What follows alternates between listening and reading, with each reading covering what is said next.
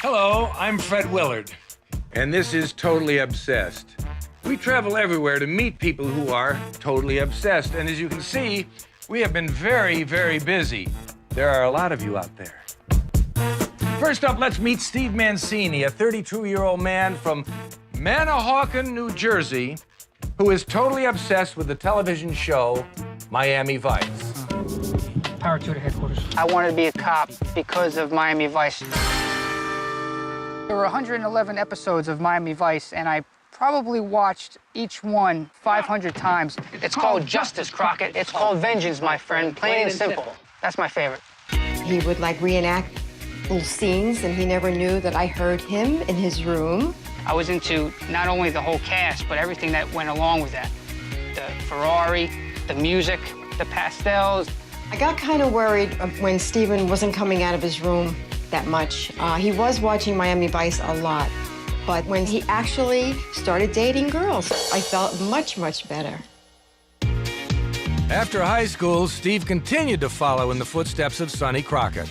Sonny Crockett went into the military. I went into the service. He was a police officer. I became a police officer. Steve dresses the part, drives the part, and if that wasn't enough, Steve decided to take his obsession all the way to the altar. And just like the original Sonny Crockett, Steve wouldn't think of tying the knot without his partner, Tubbs, at his side. He came because I actually wrote to him and explained my whole life. There's no other person in the world that I find close to my heart like he is. When Steven told me he was going to send an invitation to Philip Michael Thomas, I honestly thought he was nuts. I was shocked when I found out that he was coming to my wedding. The surprise addition of Philip Michael Thomas to the wedding party left Steve's best man stunned. He stood right next to me. So now I'm kind of looking to my left and like, what am I supposed to do? And like, he's right next to me. And like, was he supposed to be here right next to me? And apparently I found out that he was another best man. I think everybody at that moment was struck with amazement. From a tabletop shrine to a wedding cake topped with Tubbs, it was Steve's obsession, not his bride, taking center stage. He had a big screen set up at the reception, and he had captions of him and Janie, and all of a sudden you hear the background of Miami Vice.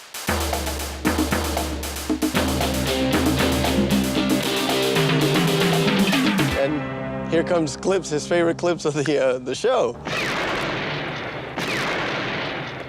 I thought that he was going a little overboard with everything being Miami Vice at the wedding. And all of a sudden, you know, it just turned from this wedding into this like exhibit thing about Tubbs.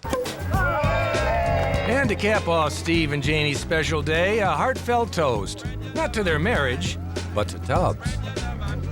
Phil Michael Thomas's presence is unmistakable. You know, I wasn't that happy about that. His character flaws, his stare hypnotic. At that point, I'm looking to my left and looking to my right. It's like, is everybody seeing what I'm seeing? Tough, unique, bad, bold, and sassy. A gentleman who would give rather than receive. I was ready to walk out. I presented him with my Elizabeth Police badge, number 110, encased in glass with a tribute plaque to Phil Michael Thomas.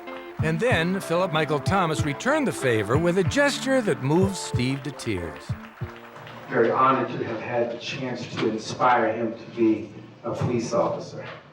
Now, Tubbs gets up there, and he had, like, this serious, stern face, like, well, you know, let me let you know that everything is neat and, you know, marriage is so sweet. And he kept, like, rapping and that kind of thing. Remember that love is the magic, and the magic is you. When you mix love and the recipe, dreams come true. I almost fell off my chair, and I started laughing. An emotional end to a day Steve will never forget, and a day his wife may live to regret. If I had to choose between Miami Vice and my wife, Janie, I would have to choose Miami Vice. I can be your hero. Philip Michael Thomas looks great. I wonder if he does bar mitzvahs.